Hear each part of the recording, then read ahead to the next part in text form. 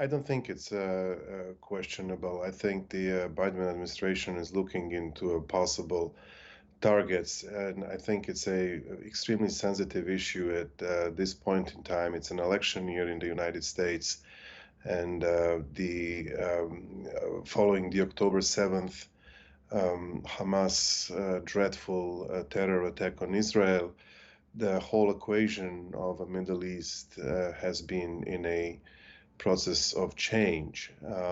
I think that Biden administration is trying to have a what they called a proportionate response that should send a message to Iran to cave in their proxies in a region, but at the same time not attack Iran directly in a fear of possible escalation between Hezbollah and Israel and further escalation with the Houthis.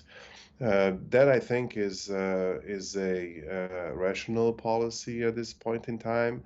We can argue whether the Biden administration made mistakes by allowing the exchange of a prisoners deal and providing Iran with $6 billion that necessarily may not have been misused, but it have gave financial relief to Iranian regime to be able to reallocate other resources they have to further strengthen Houthis, Hezbollah, Hamas, and all other what they call the axis of resistance.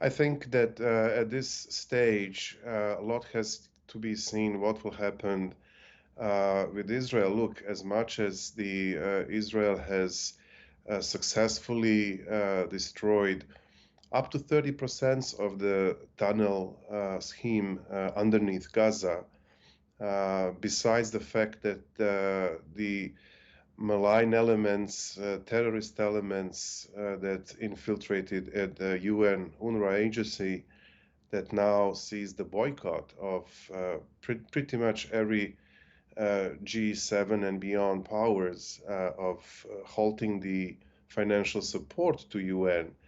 Apart from 150 attacks on a US military bases in the Middle East, I think the focus is to try to get the Gaza operation that will provide safety and security for Israel and eliminate Hamas as a political player in Palestinian life is a predominant focus. Everything that can derail that process in itself would be unwelcome by current administration. And I think where you see the already responses from both Democrats and predominantly Republicans asking Biden administration to have a forceful attack on Iran directly, I don't think that would happen. There is a concern that Russia may boost their support to Iran, if for no other reasons, for the quite sophisticated drones that they are getting from Iran in their fight with Ukraine. So it's a relatively complicated.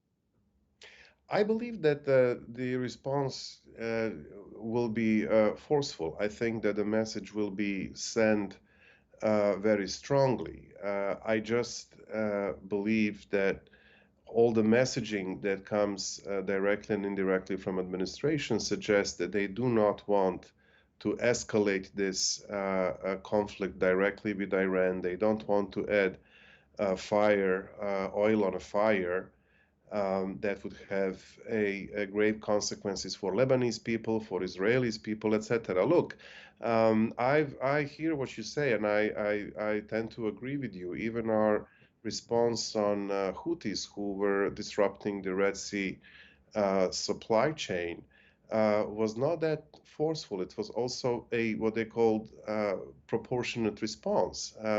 It's a only 20% of certain capabilities of Houthis arsenal that has been hampered and damaged.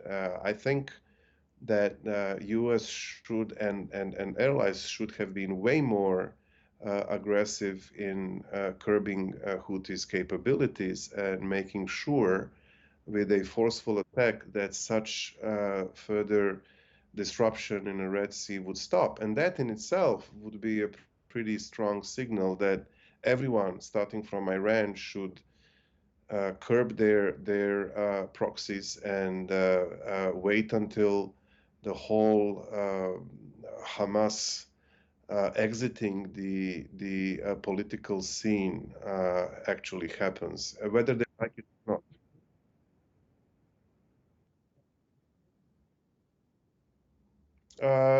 There is a point to it. I mean, we will just have to wait and see. I don't believe, come push the shove, that the America will have much choice in case these attacks continues. And I think I can foresee that there will be multiple attacks in a retaliation to this dreadful attack that happened 2 days ago. But again, it is an election year, and as much as President Biden wants to say that he is not going to look into a political consequences of his decision, he will, and his administration is looking at it.